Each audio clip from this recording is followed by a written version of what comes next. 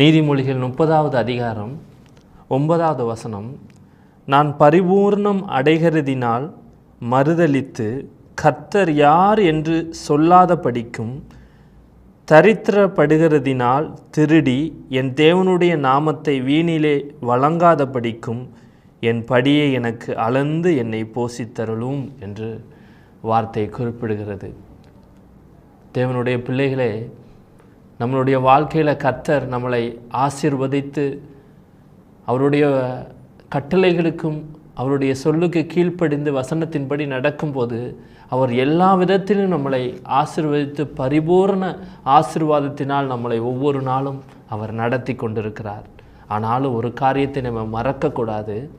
அந்த ஆசீர்வாதமே நம்மளுடைய வாழ்க்கைக்கு பெரிய ஒரு தடையாகவும் கர்த்தருடைய அந்த உறவுக்கு அது தடையாகவும் மாறிவிடுகிறது. எப்படி?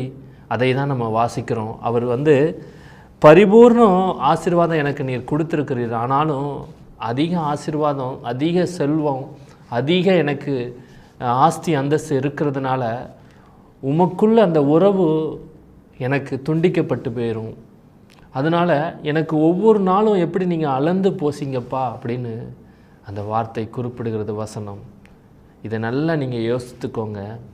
நம்மகிட்ட ஒன்றுமே இல்லை நம்ம வாழ்க்கையில். அப்பா, நான் உண்மை தான் நம்பியிருக்கிறேன். என் பிள்ளைகளுடைய எதிர்காலம், என் தேவை, என் குடும்பத்தின் பொருளாதாரம், கஷ்டம் எல்லாம் உமக்கு தெரியும்.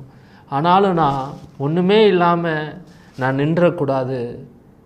வெறுமையாக நான் நின்று ஆண்டவரை பற்றி, ஆண்டவரே நான் நின்றுனேன், நான் ஆண்டவர்கிட்ட தான் நான் விடாப்பிடியாக இருந்து என் வாழ்க்கையை நான் கொண்டு போய் கொண்டிருக்கிறேன். ஆனாலும் இப்படி உனக்கு ஒரு சோதனையாக இன்னும் மற்றவங்களும் கேட்குற அளவுக்கும் நீ ஆண்டவரை பின்பற்றினியே, உனக்கா இப்படி ஒரு நிலைமைன்னு சொல்லாத படிக்கும் நம்மளுடைய வாயிலிருந்தும் அந்த மாதிரி ஒரு வார்த்தை வராமல் ஆண்டவரை நோக்கி நம்ம கேட்காம அவர் நம்மளை ஒவ்வொரு நாளும் அளந்து போஷிக்கிறது, அது ஒரு பெரிய நன்மை.